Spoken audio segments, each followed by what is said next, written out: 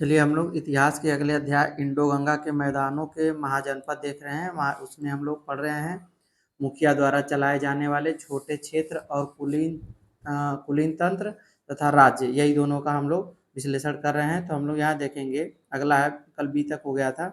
आज देखेंगे शासन का संगठित स्वरूप।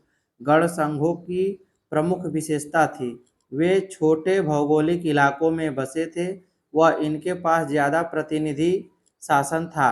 चर्चा के विषयों को सभा के समक्ष रखा जाता था, जो कि एक स्थान पर मिलते थे, जिसे संस्थागार कहा जाता था। प्रमुख विचार विमर्शों के लिए आवश्यक कोरम को सुनिश्चित करने की जिम्मेदारी गढ़ पूरक की थी।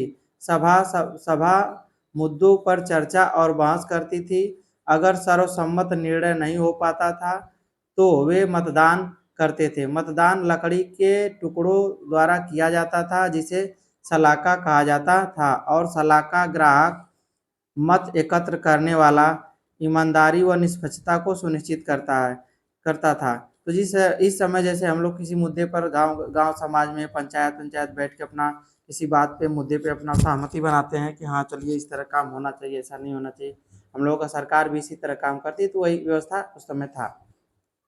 आगे देखते हैं, राजनीतिक शक्ति राजा में केंद्रित थी। इसमें राज्य तो राजनीतिक शक्ति किसमें थी? राजा में केंद्रित थी, जिसे मंत्रियों, सलाहकारों, समितियों जैसे कि परिषद और सभा द्वारा सलाह व सहायता प्रदान की जाती थी।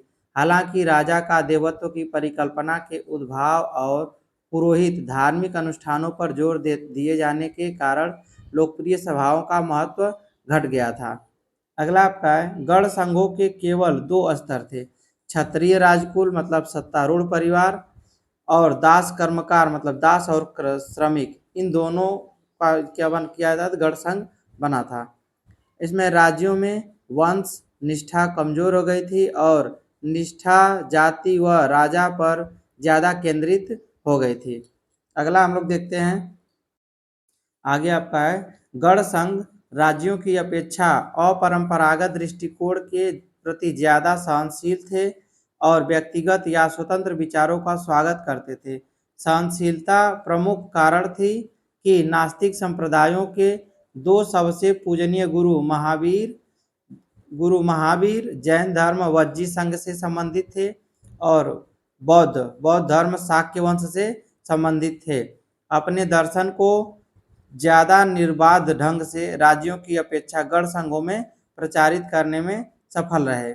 इधर आता है राज्य में ब्राह्मणवादी राजनीतिक, सामाजिक और धार्मिक सिद्धांत राज्यों में अत्यंत मजबूत स्थिति में थे। चलिए आगे देखते हैं। आगे हम लोग देखेंगे राजनीतिक संघर्ष और मगध की श्रेष्ठता। महाजनपदों के बीच राजनीतिक संघर्ष के कारण अंततः मगध का सबसे शक्तिशाली राज्य व विशाल साम्राज्य केंद्र के रूप में उद्भव हुआ। मगध के राजनीतिक प्रभुत्व का उदय बिंबिसार के साथ हुआ, जो हर्यक वंश से संबंधित था और उसने 544 से 492 ईसा पूर्व तक 52 वर्षों तक राज किया। महावस्सा में उल्लेखित है कि बिंबिसार का उसके पिता द्वारा 15 वर्ष की आयु में राजा के रूप में अभिषेक किया गया, जो यह संकेत करता है कि वह अपने वंश का संस्थापक नहीं था।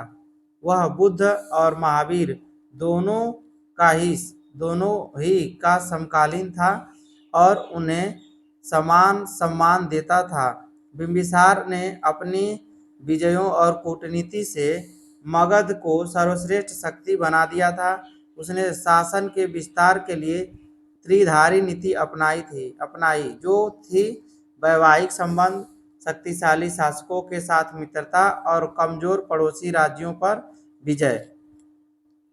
ठीक है, आगे देख, पहला आपका यहाँ है हर्यक वंश जो मगध, इसके संस्थापक संभवतः बिंबिसार के दादा 566 ईसा पूर्व। उसके बाद आपका आ जाता है